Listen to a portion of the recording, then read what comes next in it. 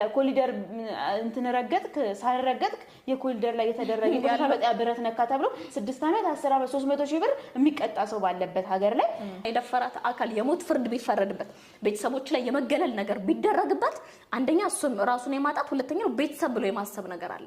አኒ ስሟታል ጡቷን ይነካኳታል እና የስንት አመት ልጅ ናት? የ11 ቤት ውስጥ ያለች ልጅ ናት። አደባባይ ነው የተሰቀሉት። በአደባባይ እንዲሰቀሉ ተደርጎ የእያንዳንዱን ቤተሰብ ለቅመው ከማህበረሰቡ ነው ያገለሏቸው። ተሰታነቢ ማለት እድለኛ ነሽ እንኳን ተደፈርሽ የሚል ሰው ማለት ስለተደፈርሽ ነው የወጣሽው ነው ከሀገር የወጣሽው እንኳን እግዚአብሔር ረድቶሻል የሚል ሰው ማለት እና ምን አይነት አለል አንዳንዴ ከደፋሪው በላይ ተጽዕኖ የሚያሳድርብሽ ማህበረሰቡ ነው። ገላይ ጉኡዝ ነገር ገጭቶ የሰውዬ 6 አመት ከተፈረደበት እና የኔን ልጅ ደግሞ ደፍሮ 12 አመት ከተፈረደበት አንቺ እኔ ላደርግ የምችለው ነው መነግርሽ። እኔ ልጄ ተደፍራብኝ 12 አመት እንዲፈርድልኝ ወደ ህግ ከመሄድ ይልቅ ያን ሰው ሄጂ ብበቀ